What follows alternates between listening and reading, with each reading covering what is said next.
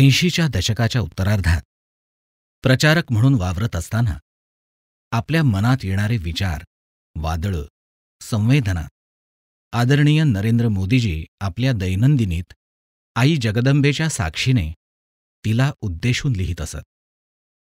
त्यात आदरणीय मोदीजींच्या त्यावेळच्या मनोरचनेचं नितळ दर्शन आपल्याला घडतं. त्या आई जगदंबेशी झालेल्या मनोज्ञ वार्तालापातील हा एक मोती. आई जगदंबेशी हितगुज. मूळ लेखन आदरणीय नरेंद्र मोदीजी. मराठी अनुवाद आणि अभिवाचन राजेंद्र वैशंपायन. नव्या सृजनाचा आधार. जगज्जननी आईच्या श्रीचरणांवर साष्टांग प्रणिपात. पक्ष्यांची घरटी विखुरली जातात तसंच इथेही सगळं विखुरलेलं पडलेलं आहे. जी भूमी कालपर्यंत तपोभूमी म्हणून सजली होती, शेकडो हृदय मन एक होऊन साधना करीत होती, किती पवित्र वातावरण निर्माण झालं होतं, आज जणू सर्व वाहून गेलं असं वाटतंय. आई, माझ्याकडे जर असं एखादं भांडं असतं ना, तर मी ओंजळी भरभरून या आनंदाला एकत्र करून घेऊन त्याला सांभाळून ठेवलं असतं. कशी मस्ती होती इथे. असो, जीवनाचा महत्वाचा हाही एक भाग आहे. कधी अत्युच्च आनंद तर कधी अतिविषाद. आता तर मला या सगळ्याची सवयच करून घ्यायची आहे. किती विपरीत क्षणाच्या अनुभवातून मी सध्या जातोय. कशा कशा वेगवेगळ्या अनुभूतींबरोबर जीवन जगावं लागतंय.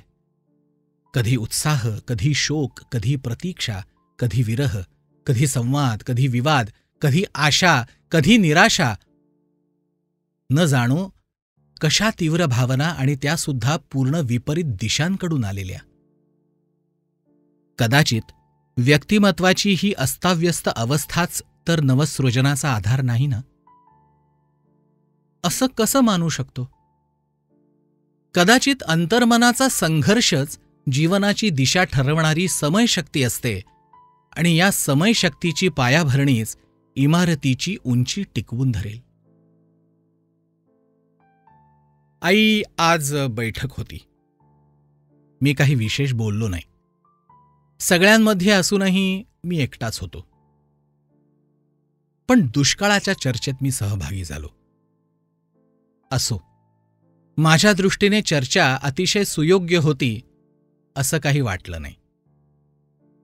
माझ्या वक्तव्यात वेदना, करुणा, परिस्थितीला तोंड देण्याची तीव्र इच्छा, उत्कंठा इत्यादी भावना प्रकट झाल्याच नाहीत. माझ्या हृदय मंदिरात तर माझ्या या दुःखी बंधूंसाठी असह्य वेदना आहेत. पण तरीही असं का होतं? खरंच, मनुष्य आपल्या स्वतःबद्दल विचार करतो त्याच क्षणी त्याचं बाह्य जीवन संकुचित व्हायला लागतं का?